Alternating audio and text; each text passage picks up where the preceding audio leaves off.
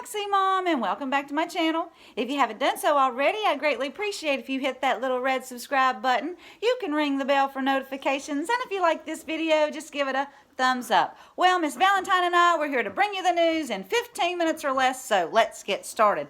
Now, Breitbart, they're reporting that Sidney Powell said that James Comey and other senior officials in the Obama administration likely committed federal crimes in their attack against General Flynn and President Trump. The recently unsealed FBI documents show that Obama's bureau made things up, and even more evidence is coming, with more documents and text messages being unsealed this week. Sidney said what they have only goes through January, but the FBI set up General Flynn and made up stuff to prosecute him and get him fired. Then Sidney talks about Andrew Weissman, who you know was on Robert Mueller's witch hunt team, and he made up a crime and destroyed Arthur Anderson plus 85,000 jobs. Then he destroyed the lives of 4 Merrill Lynch executives, sending them to prison for up to a year on an indictment that made an innocent business transaction sound like a crime. Guys, these people are so evil. Then Sidney says that Robert Mueller, James Comey, Andrew McCabe, Peter Strzok, Lisa Page, and Bruce Orr were on a mission to destroy our president, and they were willing to destroy anyone and everyone around him. They took out General Flynn since he was getting ready to audit all of the intel agencies. He knew how bloated and inefficient they were and how they were running billions of dollars in off-book operations, particularly John Brennan and James Clapper. Sidney goes on to say that literally General Flynn knew where the bodies were buried in Benghazi and any number of other interactions by federal officials. And when Sidney was asked if crimes were committed by the Obama team, she listed several of the ones I spoke about in my Arrest Her Coming video. She said conspiracy to obstruct justice, false statements, conspiracy to make false statements, perjury in front of Congress. There are lots of offenses that are going to come into play. So, isn't that interesting? Now, the DOJ, they will have to determine if it wishes to end its prosecution of Flynn by May 11th, which is right around the corner. However, guys, Judge Sullivan, he should have already dismissed this case. He's not one of the good guys after all, especially after hearing Ann Vandersteel explain how this judge kept a Republican senator from voting against Obamacare, so it passed, and not to mention Judge Sullivan's obvious do-nothing attitude since all of this new information has come to light. Anyway, General Flynn should soon be exonerated, and I'll leave a link. Now, the Gateway Pundit, they're reporting that CIA analyst and National Security Council Chief of Staff Fred Fleets, he recently joined Jan Jekulek, I probably mispronounced that, I apologize, at American Thought Leaders to discuss the ongoing Obama administration Spygate scandal. Apparently, the House intelligence community discovered from the C_A that there was very strong evidence that the Russians actually wanted Hillary to win the election. Imagine that. That info was excluded because of John Brennan. Now, there was some really weak intelligence that Russia wanted Trump to win, so Brennan, he chose to use anti-Trump intelligence and exclude all anti-Clinton intelligence. The problem is this House report, which is full of bombshells, it's stuck at the CIA. So this group is hoping that Rick Grenell or John Durham can get to this information and release it to the American people. Now, guys, since there's been no leaks in Durham's investigation, he may already have this information. I just don't know, but I think it's great that this CIA analyst has brought it over to our attention, and I'll leave a link. Now, Judicial Watch, they released 143 pages of documents from the U.S. Department of Defense showing communications between the Pentagon's director of the Office of Net Assessment, James H. Baker, and Washington Post reporter David Ignatius. Because of the timeline of the communications, General Flynn's lawyers believe that Pentagon official James H. Baker, not to be mistaken for James A. Baker, you know, the FBI lawyer that has flipped.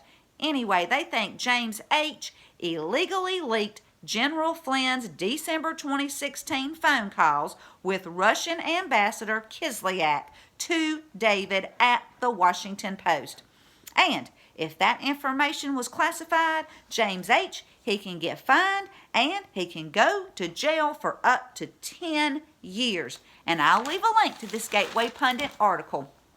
Now, John Solomon with Just the News, he's reporting that Jim Jordan and Mike Johnson, two senior Republicans on the House Judiciary Committee, sent a stinging letter Monday to FBI Director Christopher Wray, suggesting he has failed to lead his agency past the abuses uncovered in the Russia scandal and demanding new access to witnesses and documents. This is just the latest signal that Wray's hold on his job may be in jeopardy after a series of devastating revelations about misconduct inside the FBI. Now, Jim and Mike, they are dismayed that numerous revelations about problems in the probe were delayed for years, including General Flynn's case. In the letter, they asked Wray to answer 6 questions, including, did he delay the disclosure of additional exculpatory information to General Flynn and his legal team? They also demanded access to new documents and witnesses, including Bill Priestap, whose handwritten notes from 2017 raised concerns the Bureau was playing games and tried to catch Flynn in a lie. Well, it's about time they called out Wray. You know, guys, I was really hoping Wray was going to be one of the white hats, but it's looking just the opposite. And I'll leave a link. And 17, he posted in post 4101. And this link to a NE News Now article that says Dr. Fauci has known since 2005 that chloroquine is an effective inhibitor because he's the director of the National Institute of Health.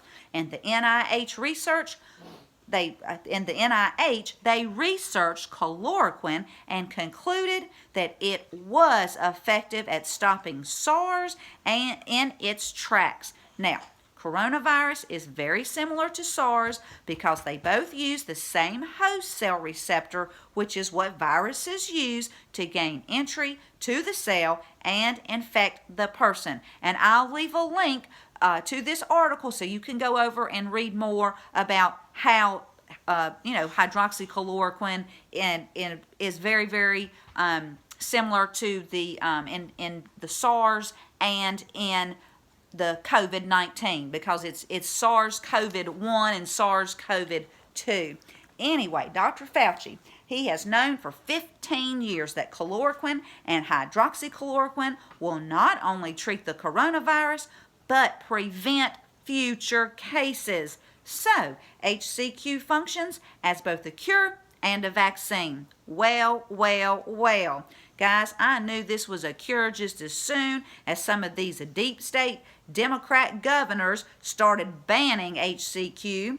Now, chloroquine is relatively safe, effective, and cheap.